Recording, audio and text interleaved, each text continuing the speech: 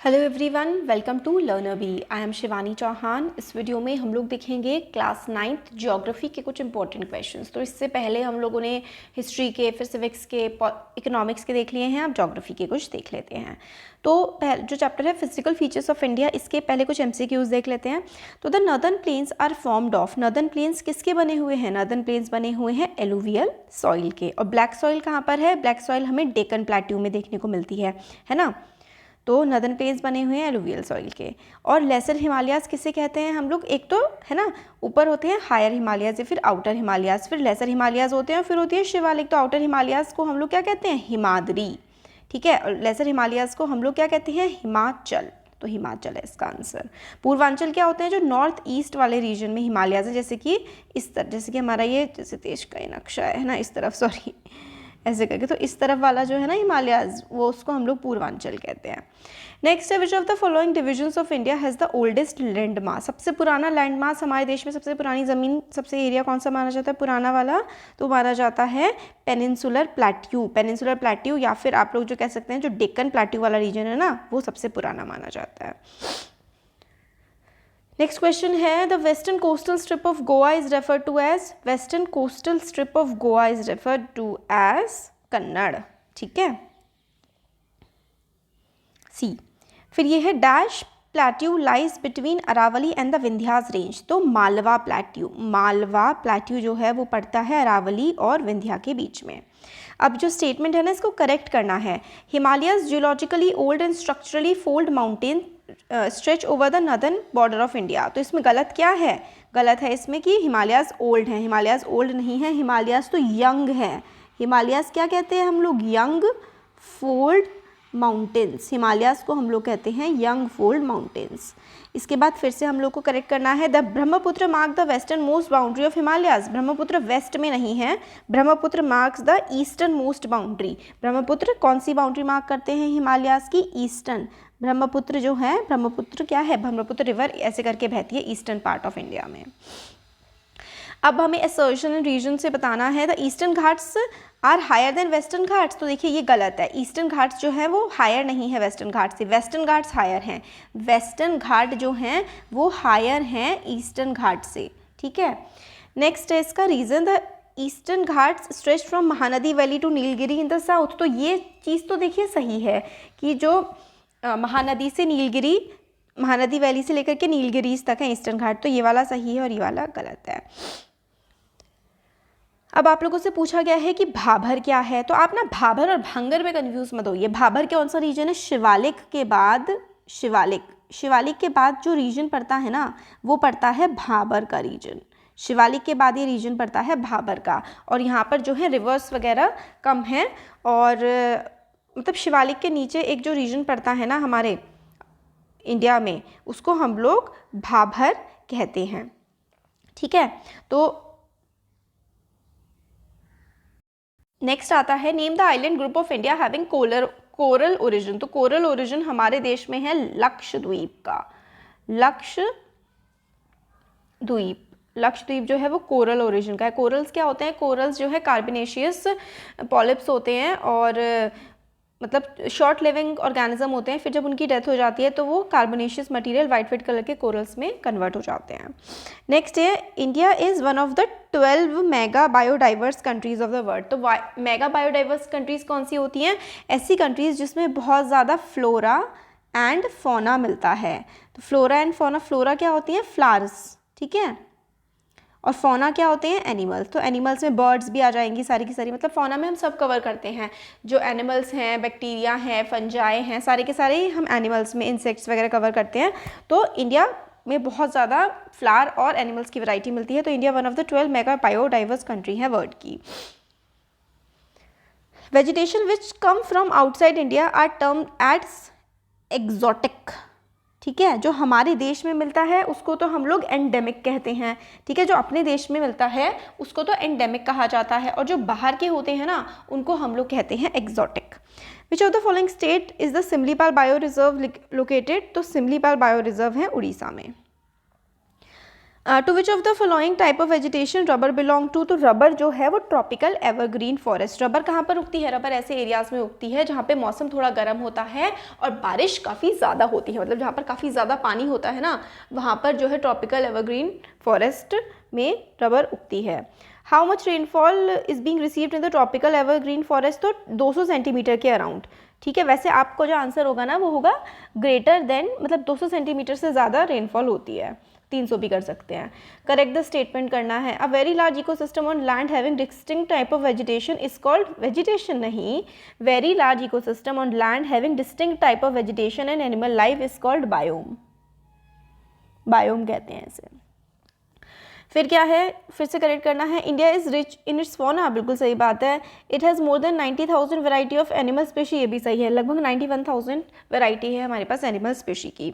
अब आपसे बोला गया है कि इकोसिस्टम को डिफाइन करना है, तो इकोसिस्टम क्या है? इकोसिस्टम तो एक ऐसा सिस्टम आप लोग कह सकते हैं जहाँ पे plants, animals, living, non living जो है ना वो साथ में मिल करके रहते हैं। तो इस तरीके के जो चीज़ होती है, इस तरीके का जो एरिया होता है उसको हम लोग इकोसिस्टम कह सकते हैं। या फिर आप बोलें all the plants and animals in a particular area consider together with their surroundings, तो सारे के सारे प्लांट्स, एनिमल्स किसी एरिया में उनकी सराउंडिंग के साथ मिला करके उनको बोले तो इकोसिस्टम हम कह सकते हैं। अब फ्लोरा मैंने आपको बता दिया था, फ्लावर्स, और फौना होते हैं एनिमल्स। व्हाट इज एंडेमिक और इंडिजिनस स्पेशी ऑफ प्लांट, तो एंडेमिक का मतलब क्या होता है? कोई भी प्लांट का या स्पेशी, ठीक है, या फिर एनिमल स्पेशी जो उसी देश में मिलता हो या एक पर्टिकुलर एरिया का हो, तो उस एरिया के प्लांट एंड एनिमल को हम लोग कह देते हैं कि भाई ये यहाँ का एंडेमिक है। कुछ और क्वेश्चंस देख लेते हैं जो इंपॉर्टेंट हैं। आपसे बोला गया है कि distinguish between converging and diverging tectonic plates, तो हमें भेद बताना है कि कन्वर्जिंग और डाइवर्जिंग में क्या होता है। तो मैं शॉर्ट में बता देती हूँ। कन्वर्जिंग ऐसी प्लेट बाउंड्रीज होती हैं जो एक दूसरे के पास आ रही होती हैं, कन्वर्ज। डाइवर्ज का मतलब होता है एक दूसरे से दूर जा रही होती हैं। अब भांगर और खादर क्या होता है, इसमें डिफरेंस अगर आपको बताने को कहा जाए तो भांगर क्या होता है और खादर क्या होता है। भांगर जो है वो ओल्ड एलुवियम होती है, खादर जो है वो न्यू एलुवियम होती है। ये जो है वो लेस फर्टाइल होती है, लेस फर्टाइल, और ये होती है मोर फर्टाइल, है ना, ये सब है। अब वेस्टर्न घाट और ईस्टर्न घाट में अगर आप लोगों को डिफ्रेंशिएट करने को आएगा तो क्या करना है, वेस्टर्न घाट जो हैं वो क्या होते हैं, वो हाई हैं, ठीक है। ईस्टर्न घाट जो हैं वो लो एलिवेशन है इनका, ठीक है। वेस्टर्न घाट का हायर एलिवेशन है और ईस्टर्न घाट का लोअर एलिवेशन है। और जो वेस्टर्न घाट में है उसमें जो माउंटेन रेंजेस है, माउंटेन जो है ना वो भी हाई हैं, इसकी माउंटेन रेंजेस क्या हैं, लो हैं। और ईस्टर्न घाट काफ़ी ज़्यादा डिसकंटिन्यूस है, ये डिसकंटिन्यूस है, और इसमें क्या है, वेस्टर्न घाट में काफ़ी सारे पासेस हैं। वेस्टर्न घाट की जो ज़्यादातर जो नदियाँ हैं वो किधर को गिरती हैं, वो गिरती हैं हमारे इस तरफ अरेबियन सी में, और इसकी जो नदियाँ हैं ईस्टर्न घाट की ये बे ऑफ बंगाल में गिरती हैं। तो वेस्टर्न घाट, ईस्टर्न घाट, और वेस्टर्न घाट कहाँ कहाँ से कौन कौन सी स्टेट्स में पड़ता है वेस्टर्न घाट, तो वेस्टर्न घाट देखिए गुजरात, फिर उसके बाद महाराष्ट्र, फिर गोवा, फिर कर्नाटक, ठीक है, और फिर केरला। और ईस्टर्न घाट कौन कौन से में, तो उड़ीसा हो गया, फिर उड़ीसा के बाद आप आंध्र प्रदेश कहेंगे, फिर तमिलनाडु हो गया, है ना। तो ऐसे करके, जैसे कि ये हमारा देश है ऐसे नीचे साउथ इंडिया, तो इधर जो है वेस्टर्न घाट्स हैं और इधर ईस्टर्न घाट्स हैं। तो ये वेस्टर्न कोस्टल प्लेन के पास आते हैं वेस्टर्न घाट, और ईस्टर्न घाट आते हैं ईस्टर्न कोस्टल प्लेन के पास। अब 3 features of Himalayan mountains, Himalayan mountains के अगर 3 फीचर्स हम बताएं तो क्या बताएंगे, तो ये क्या है, लोफ्टी हैं, लोफ्टी और हाई हैं, और क्या हैं ये यंग फोल्ड माउंटेन्स हैं, यंग फोल्ड माउंटेन्स हैं, ठीक है। फिर यहाँ पे बहुत सारे क्या हैं, ग्लेशियर्स हैं, यहाँ पर बहुत सारी हाई माउंटेन रेंजेस हैं। हिमालयाज़ को आप लोग 3 पार्ट्स में डिवाइड भी कर सकते हैं, हिमाद्री, ठीक है, फिर उसके बाद हिमाचल, हिमाद्री, हिमाचल, ठीक है, शिवालिक्स, शिवालिक, ये क्या है, ये नॉर्थ टू साउथ है। फिर वेस्ट टू ईस्ट में अगर हम लोग जाएं तो ईस्ट में जो हिमालयाज़ हैं उनको हम लोग बोलते हैं पूर्वांचल, है ना, पूर्वांचल। पूर्वांचल में फिर आप लोग को गारो, खासी, जयंतिया ये वाली हिल्स मिल जाएंगी, पटकाई वगैरह। तो how do Himalayas were formed, Himalayas कैसे फॉर्म हुए थे, तो हिमालयाज़ कैसे फॉर्म हुए थे, हमारा जो था ना सबसे पहले जो इंडिया था वो काफ़ी नीचे की तरफ था, फिर टेक्टोनिक प्लेट के मूवमेंट्स की वजह से वो ऊपर बढ़ता गया। तो इंडियन प्लेट जो थी, इंडियन प्लेट, ठीक है। इंडियन प्लेट यूरेशियन प्लेट से ऊपर की नीचे की तरफ इंडियन प्लेट थी और ऊपर की तरफ थी यूरेशियन प्लेट। तो इंडियन प्लेट और यूरेशियन प्लेट प्लेट थी, ठीक है। इन दोनों के प्लेट के बीच में तैथीस सी था, ठीक है, तैथीस सी। तो फिर इंडियन प्लेट ऊपर जाती गई और यूरोपियन प्लेट से जाकर के टकरा गई, तैथीस सी भर गया और हमारे हिमालयाज फॉर्म हो गए। मैं शॉर्ट में बता दी जा रही हूँ आपको, है ना। अब describe the relief feature of Himalayan region with that of, contrast करना है पेनिनसुलर प्लेट्यू से। तो देखिए हिमालय जो है वो काफ़ी हाई है एलिवेशन में और पेनिनसुलर प्लेट्यू कंपैरेटिवली लो है। हिमालय में जो रिवर्स है ना वो काफ़ी तेज़ी से बहती हैं, है ना, ब्यूटीफुल जॉर्जेस बनाती हैं, है ना। और जो पेनिनसुलर की रिवर है वो धीरे बहती हैं और छोटी होती हैं, लेस इन लेंथ होती है। इनमें इनकी रिवर्स में, पेनिनसुलर प्लेट्यू की रिवर्स में पानी कम होता है, हिमालयाज़ की रिवर में पानी ज़्यादा होता है। तो इस तरीके से आप डिफ्रेंशिएट कर देंगे। Given account of northern planes of India, तो नॉर्दर्न प्लेन्स हमारे जो हैं वो हिमालयाज़ के जो हिमालयाज़ के सदर्न पार्ट में हमारे नॉर्दर्न प्लेन्स आते हैं। नॉर्दर्न प्लेन्स में क्या है, एलुवियल डिपॉजिट्स होते हैं, एलुवियल डिपॉजिट, और यहाँ पे तराई रीजन में ये पड़ते हैं और यहाँ पे फार्मिंग होती है। यहाँ पे बहुत सारी रिवर्स होती हैं जो कि बहुत सारा फ्लड लेकर के आती हैं, जिससे काफ़ी फर्टाइल एरिया वो बन जाता है। अब आपसे शॉर्ट नोट पूछा गया है इंडियन डेजर्ट के बारे में। तो इंडियन डेजर्ट कौन सा है, रण ऑफ कच्छ राजस्थान, मतलब गुजरात और राजस्थान के रीजन में मेनली इंडियन डेजर्ट हमारा पड़ता है। इनके कुछ मेन फीचर्स हैं जैसे कि बार्चन्स, फॉर्मेशन ऑफ बार्चन्स, क्रेसेंट शेप, यहाँ पे सैंड ड्यून्स बनते हैं, तो बार्चन्स उनको कहते हैं। यहाँ पर रेनफॉल बहुत ज़्यादा कम होती है, यहाँ की जो वेजिटेशन है वो भी बहुत कम होती है, एनिमल एंड प्लांट्स काफ़ी कम यहाँ पे देखने को हमें मिलते हैं। फिर है 3 types of plate movement on the earth. तो 3 टाइप के कौन कौन सी plate move with convergent, divergent, boundary हो गई, है ना। एक तो कन्वर्जेंट होता है, एक डाइवर्जेंट होता है और एक टेक्टोनिक प्लेट मूवमेंट होते हैं, है ना हमारे। तो ये हो गया। तो कौन कौन से हो गए, कन्वर्जेंट हो गए, एक तो कन्वर्जेंट, ठीक है, और एक होते हैं डाइवर्जेंट, कन्वर्जेंट, डाइवर्जेंट, और एक होते हैं ट्रांसफॉर्म। तो convergent, divergent and transform plates होती है, ट्रांसफॉर्म प्लेट मूवमेंट होता है।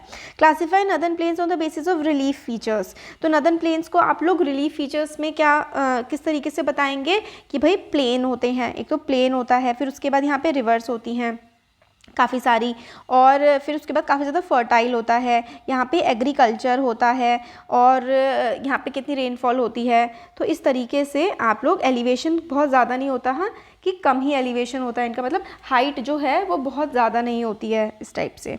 अब distinguish natural vegetation and wild life, distinguish between moist and deciduous forest. तो मॉइस्ट फॉरेस्ट में क्या होता है कि रेनफॉल ज़्यादा होती है as compare to deciduous forest से। मॉइस्ट फॉरेस्ट में आप लोगों का इसमें जो है टीक होता है ना फॉरेस्ट में, और इसमें जो प्लांट होता है वो बेम्बू होता है, और कौन कौन से जानवर वगैरह होते हैं उस पर। State the main causes which are threat to ecosystem. Ecosystem में थ्रेट क्या है, डिफॉरेस्टेशन, मतलब आप पेड़ों को काट देंगे तो है ना, डिफॉरेस्टेशन हो गया। ओवर ग्रेजिंग बहुत ज़्यादा चराना, ठीक है, और डैम्स का क्रिएशन है, और रोड्स का कंस्ट्रक्शन, ये सब इकोसिस्टम को डैमेज करता है। फिर few species of plants and animals endangered in India. क्यों भाई एंडेंजर्ड क्यों है, काफ़ी सारे, मतलब प्लांट्स को, एनिमल्स को नुकसान कौन पहुंचा रहे हैं, ह्यूमन बींग्स। हम लोगों के कंस्ट्रक्शन हम बहुत ज़्यादा कर रहे हैं, हम पेड़ बहुत ज़्यादा काट रहे हैं, फैक्ट्रियाँ लगा रहे हैं, इसकी वजह से, एग्रीकल्चर की वजह से, ओवर ग्रेजिंग की वजह से। और कंजर्व कैसे करें इकोसिस्टम को, कंजर्व कैसे करोगे, पेड़ लगा के, एफॉरेस्टेशन करके, बायोस्फीयर रिजर्व बना करके, लोगों को अवेयर करके, गवर्नमेंट पॉलिसीज़ को इम्प्लीमेंट करके। 3 measures to protect wild life. Wild life को कैसे प्रोटेक्ट कर सकते हैं आप, बायोस्फीयर रिजर्व बनाइए, नेशनल पार्क बनाइए, सेंचुरीज़ बनाइए, लोगों को अवेयर करिए, और इनके लिए जो है अच्छा इकोसिस्टम बनाइए, ज़्यादा से ज़्यादा पेड़ लगाइए। यही सब तीनों के आंसर्स ऑलमोस्ट सेम है। थॉर्न और मैंग्रोव फॉरेस्ट में क्या अंतर होता है, तो देखिए जो थॉर्न फॉरेस्ट होते हैं ना उनमें रेनफॉल बहुत ही कम होती है, मैंग्रोव फॉरेस्ट में अच्छी ठीक ठाक होती है, टाइडल एरियाज़ में होते हैं, यानी कि कोस्ट के पास होते हैं। और ये कहाँ पर होते हैं, ये डेजर्ट एरियाज़ में होते हैं। और यहाँ पे जो वेजिटेशन होती है उसमें क्या होते हैं, कांटे होते हैं। यहाँ की जो वेजिटेशन होती है वहाँ पर पानी में काफ़ी ज़्यादा सॉल्ट होता है, इसलिए उसकी रूट्स ऐसे करके गिर जाती हैं। तो ये सब है। Why are forest important for human beings? भाई सब कुछ तो फॉरेस्ट से मिल रहा है, हमें टिम्बर मिल रहा है, हमारे खाने पीने की चीज़ें मिल रही हैं, भाई फॉरेस्ट तो बहुत ही ज़्यादा इंपॉर्टेंट है। अब distinguish between tropical evergreen and deciduous forest. तो ट्रॉपिकल एवरग्रीन और डेसिडुअस फॉरेस्ट क्या होते हैं? तो एवरग्रीन और डेसिडुअस में क्या अंतर है? डेसिडुअस में रेनफॉल जो है वो कम होती है, इसमें ज़्यादा होती है। डेसिडुअस में एक टाइम पर समर्स में ना पेड़ अपनी पत्तियाँ झाड़ देते हैं, और ट्रॉपिकल एवरग्रीन फॉरेस्ट में कोई भी एक टाइम ऐसा नहीं होता जब पत्तियाँ झाड़ते हैं पेड़, इसलिए वो हमेशा ग्रीन दिखते हैं। अब ये स्टेप्स जो है गवर्नमेंट ले रही है फ्लोरा फौना को प्रोटेक्ट करने के लिए, तो भाई एफॉरेस्टेशन कर रही है, वाइल्ड लाइफ सेंचुरी बना रही है ना। गवर्नमेंट कई सारी पॉलिसीज़ चला रही है ताकि इनको प्रोटेक्शन मिल सके, जैसे कि प्रोजेक्ट टाइगर है ना, और फिर प्रोजेक्ट एलिफेंट और सेफ कुरमा। इस तरीके से गवर्नमेंट काफ़ी स्टेप्स ले रही है। Factors responsible for distribution of animals and plants in India. Factors कौन कौन से रिस्पॉन्सिबल होते हैं? भाई क्लाइमेट सबसे बड़ा फैक्टर है, फिर उसके बाद रिलीफ है ना, क्लाइमेट कैसा है, कितना टेम्परेचर है किसी भी जगह का, और कितना वहाँ पे विंड कैसी है ना। टेम्परेचर, क्लाइमेट हो गया, टेम्परेचर हो गया और विंड हो गया, है ना। ये सारी की सारी चीज़ें जो हैं वो इफ़ेक्ट करती हैं किसी भी प्लांट एनिमल के रहने की। तो कुछ इंपॉर्टेंट क्वेश्चंस देख लिए हमने, उनका आप लोग को शॉर्ट में सोल्यूशन भी बता दिया।